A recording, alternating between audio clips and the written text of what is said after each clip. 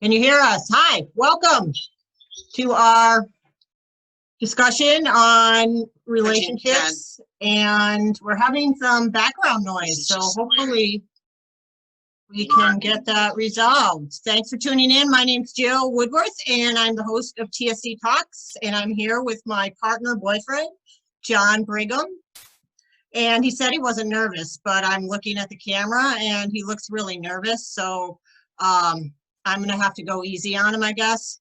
So I asked him to be on the podcast to talk about challenges in relationships. Well, just he moved in with me a few years ago, and I have 4 children. One actually moved out during the time that he moved in.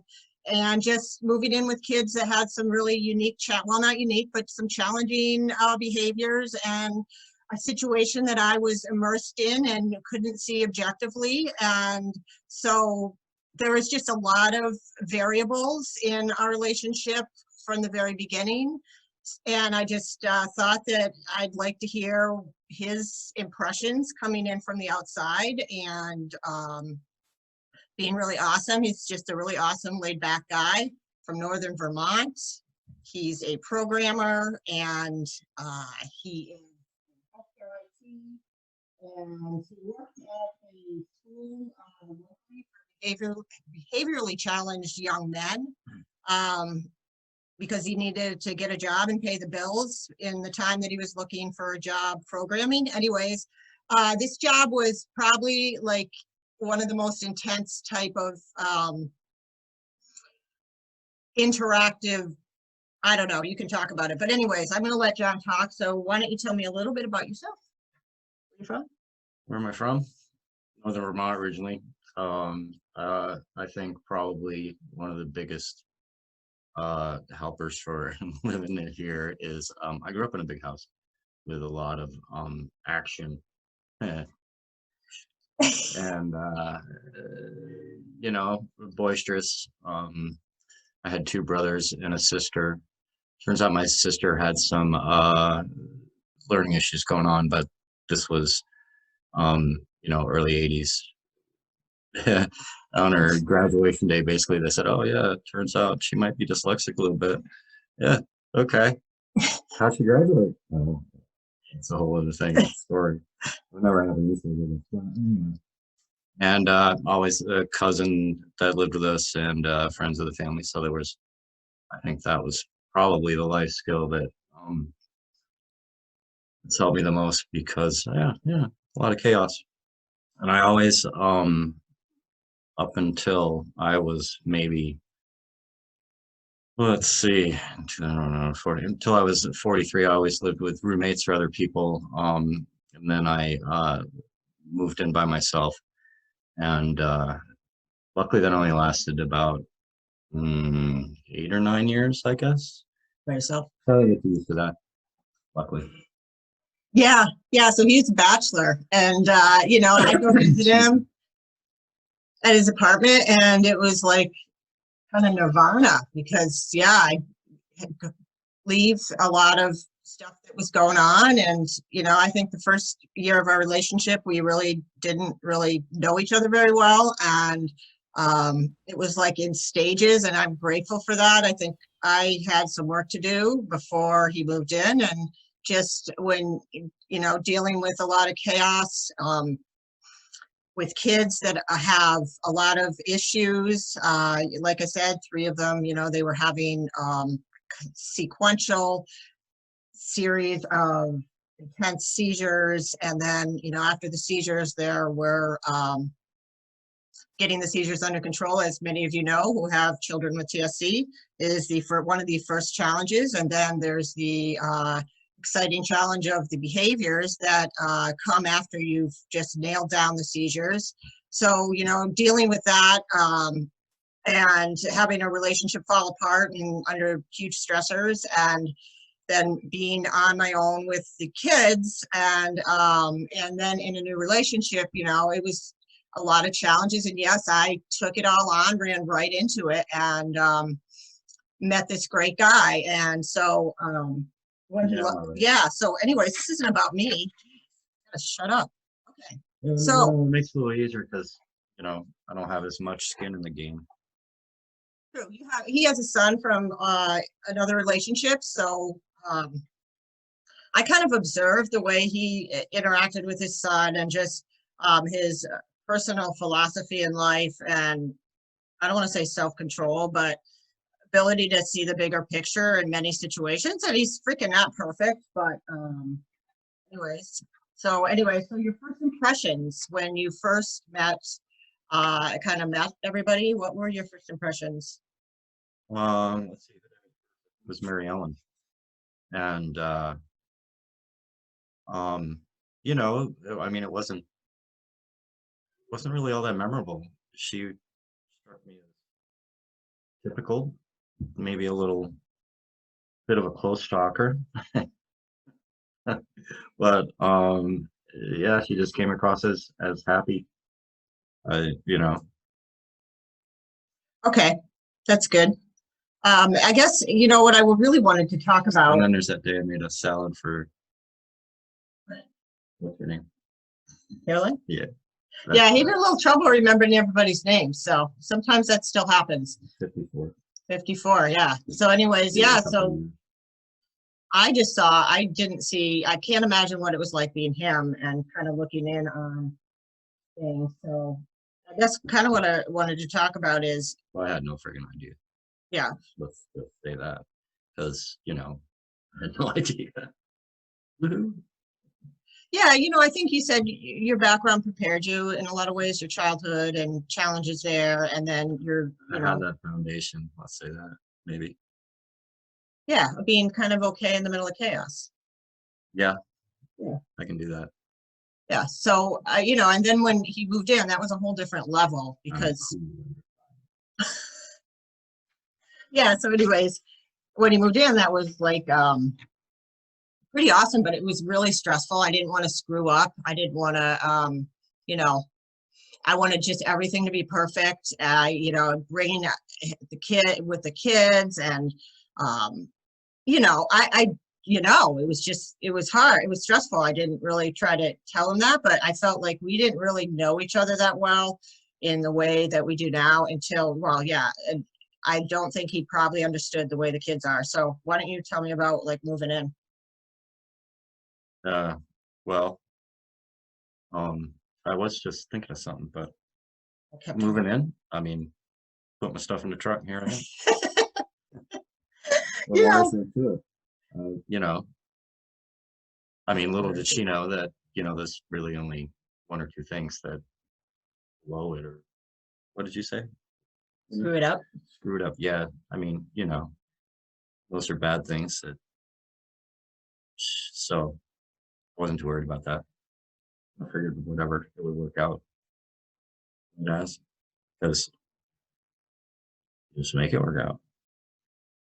Like in the beginning, when Jack would start chasing his tail a little bit, you know, you'd have to yell at him to snap him out of it. Hey, hey. And, but now he trusts me and I can just say, hey, have you thought about this? Have you thought about that? So there's that. I don't know where I was going with that. Sort of left my Yeah. train of thought.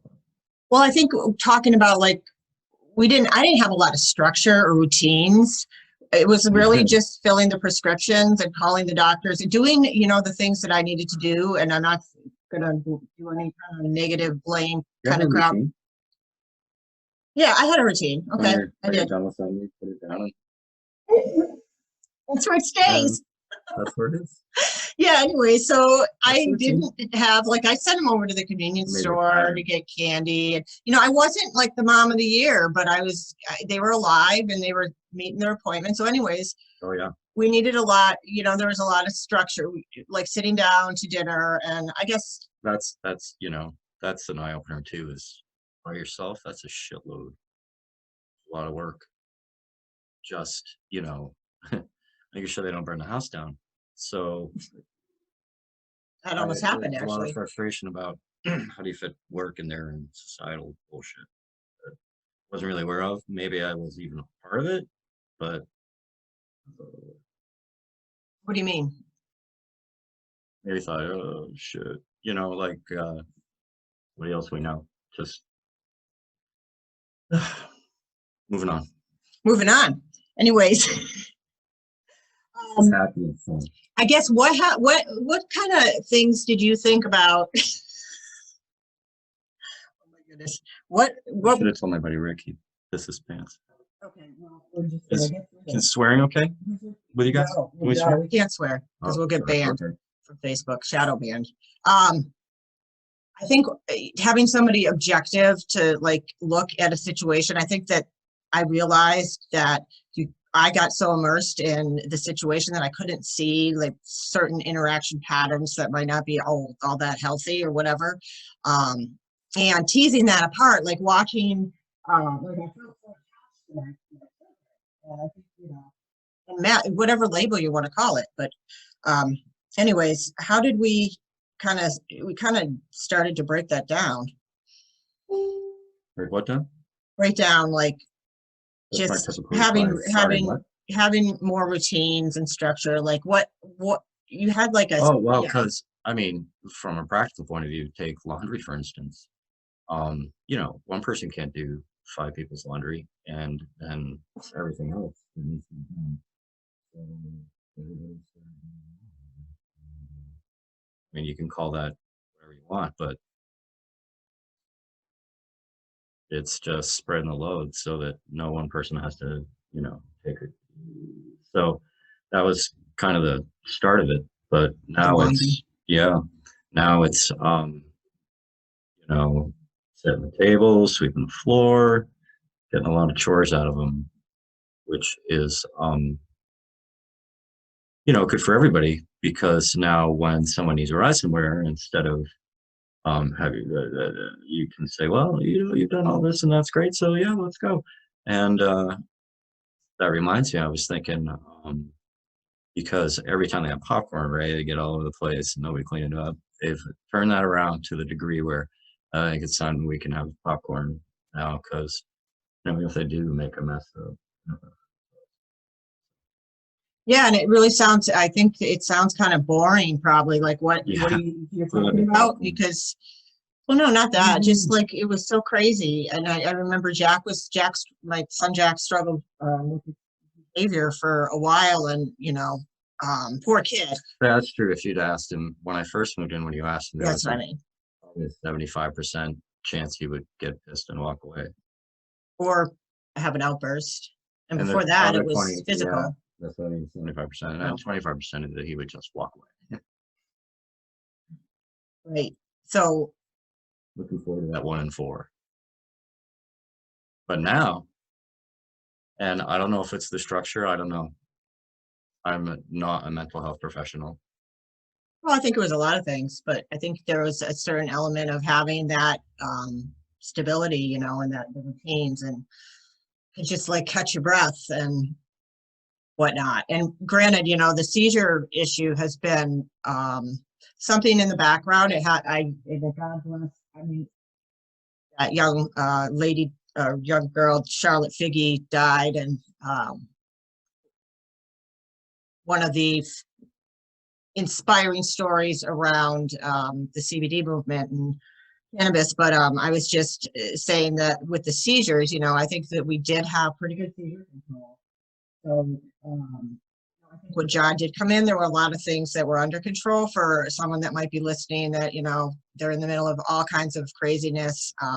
It kind of was like, Yeah, their meds were straight and they were not in the hospital. Right. Yeah, I think that was the main thing that I was focused on. And so then we just slowly, and if anybody does think that's a lot, then you should try it. Give it a shot. Yeah. Anyways, now I forgot my train of thought, but something about oh yeah, I can't even remember. So I have my bachelor's in physics and I would have to write it down. Have to write what down? Oh, just the meds and the everything. Oh yeah, it's all in my head. Yeah.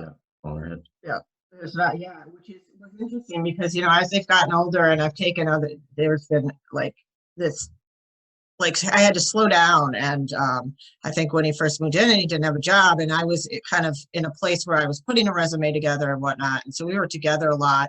And life slowed way down for me. And that was the first time, and I think probably my entire life, that I really sat on the couch for long periods of time and elevated and really, yeah, The Walking Dead. And, you know, I think there was a lot of stress, but there was also just that helped me just like see what was going on and kind of assess the situation myself.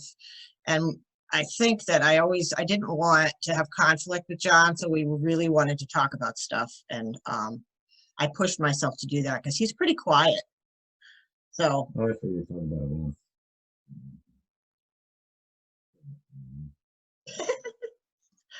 Anyways, oh yeah, the behaviors. The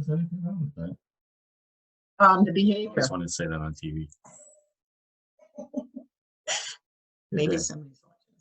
The behavior, yeah, the behavioral therapy. I guess, you know, like to get Mary Ellen struggles on the autism spectrum, and gosh, God love her. I can't say enough about her. She's an amazing, amazing individual. And anyways, but making things work in our galaxy, which I am not from either, is really something. Mary Ellen taught me that sometimes you just can't help it.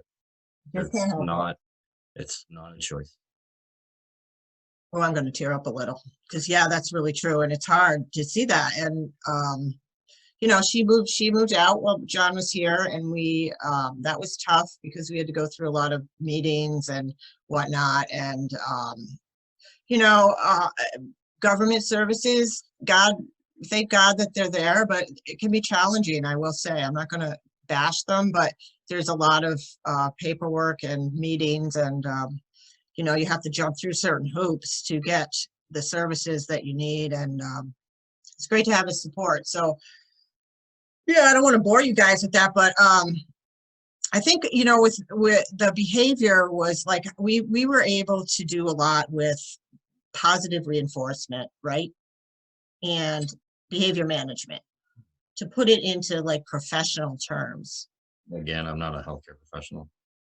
So what did you do? Put it in layman's terms, it just probably, you know, tightened up the ship a little. Tighten up the ship, yep. So we started really slow though. That makes it sound wrong, but you know, because they're just this many people in a small space, there just has to be some level of order. Right. Right. If it's only one person's job to replace the toilet paper, I mean, come on. And that's all right if that's all that one person has to do. But if they're also, you know, cleaning and cooking and dishes and laundry and medicine and pharmacy and appointments and medical appointments and dentist and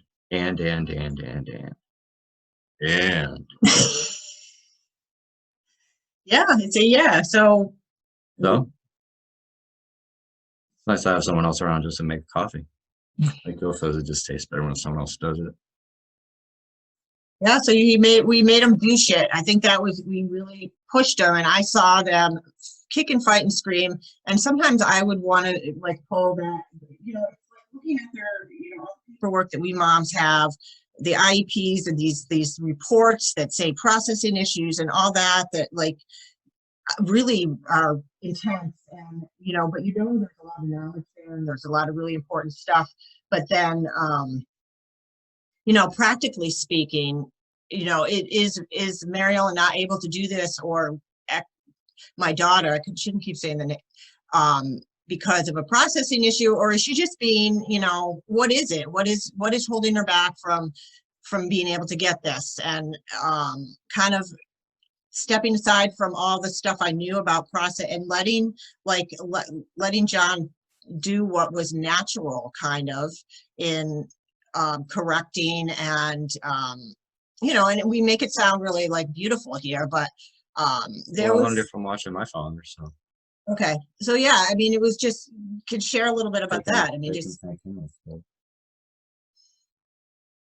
so yeah, just, and you know, I think I grew up with parents that we had some structure, but not like, you know, it was pretty. We moved a lot, and you know, always kind of catching up and whatnot. So I didn't have a lot to teach them. I didn't have a good idea of how to implement a lot of things. And anyways, actually, we did have structure. And yeah. So Mom, if you're watching, you're like the best mom ever. Really, I mean that. Anyways, yeah, so watching them suffer, watching them like have to toe the line, to protect them was really hard. But I realized that they could do stuff, that they could do it, and they did it. And a lot of the times, like Jack, I just would sometimes, it's like the giant a-hole thing. Like I had to look at him instead of that little boy that I watched have status seizures and almost die, and then attack his family and all these things in my head, the whole Jack or the whole person, watch him be like if I didn't know him and I was watching him, I'd be like, what a jerk he's being. And I realized that that's my own kid and he needed to freaking do this, or life was going to keep him in the ball. So yeah, comment on that. Yeah, he's come a long way. He's if we can get him to the point where he can realize he's chasing his tail and talk himself out of it, which is not far away, he's going to be ready to go, emotionally, and at least. Yeah. So it's playing catch up. When it comes to the self-regulation point of view.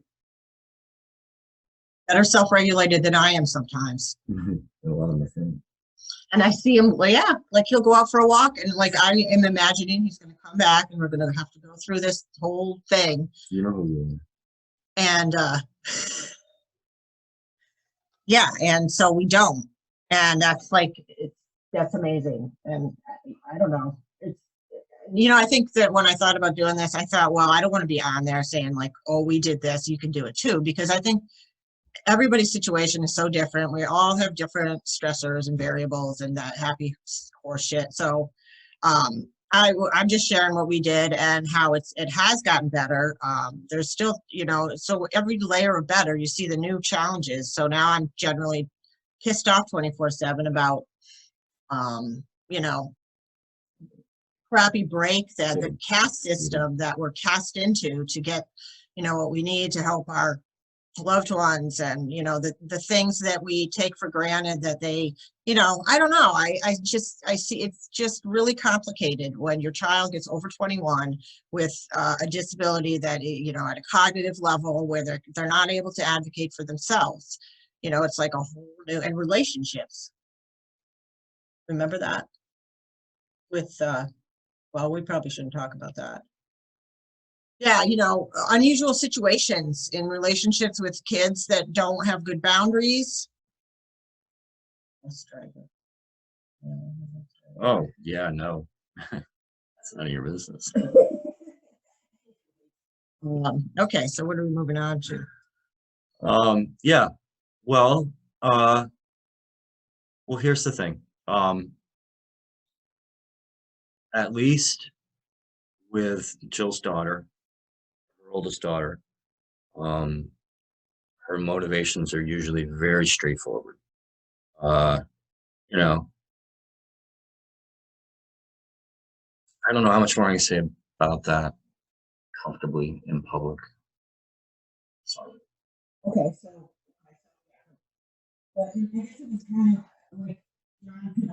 without all the emotion and all the parts that we as parents get really wrapped up in, I think. Yeah, I wasn't here for the brain surgery. I wasn't here for any of that. Like I say, not as much skin in the game. And yeah, I think that was one thing that I was like, oh yeah, I guess now I do. Yeah, so I'm just trying to, as we talk, thinking of the things that I wanted to mention. And yeah, so how are you dealing? I think we're doing okay with the coronavirus, knock on wood. I work from home, and John's job enabled him to shift to working at home. And I think one thing that's kind of a bummer is there's not more for the kids. I feel like they're bored a lot. And how have you been? Going to the club. Too. Yeah, it's been all right. I've been grateful like a gazillion times that they weren't younger, because I read your posts and I think about what things used to be, and my heart goes out to you guys that are struggling with behaviors and being locked up. I know we try to go outside every day, and yeah, it's kind of redundant, and run them, make them tired. Was the only thing that really worked with me consistently when they were younger, is keeping them active. We're lucky if we have a hose, we can get some clean cars out of it. Yeah. Let's get a nice out. Yep. For the spring cleaning. Yep. We'll see how that goes. Persistence, calm, patient, persistent. Oh, yeah. I wonder if anybody is listening and has questions, because I won't be able to see them. What do you see? Yeah, it's just us. Oh. Just us. Yep. So, yeah, I'm trying to do this. If anyone else wants to come on and talk about, what's been challenging for them in their, situations, either I'd have affected individuals on that want to talk about relationship challenges. I know, for instance, my daughter, Mary Ellen, my oldest daughter, is engaged, and that's something that's I feel really conflicted about, because I think she's absolutely able to make these decisions, but there's a delay, and it's going to take a little time before that she'd be able to really celebrate it and engage in that kind of level of independence. So, there's these things that I think come up that we never are prepared for, and yeah, like coronavirus. So, John, let's wrap this up, because we're probably really boring. You gotta go watch TV. I was worried a little that we would be. Yeah, so next time we'll try to make it work so we can answer questions. But I was working on my face acting. Yeah. Yeah. Is pretty good. And with the kind of, are we seeing Peter Griffin here with the gray hairs? You are now. You can't stop seeing it now. Sorry. Now I completely forgot what I was going to say. Something about something. Oh yeah. I guess don't sweat the small stuff too. I think we kind of are doing the swing shift sleeping thing. Like the kids are sleeping all day, and we're up all day, and then we have some expectations, but we're not pushing the school stuff. Anyways, yeah, that's it. So we are over and out. Thanks for tuning in. Nice talking to you. Bye.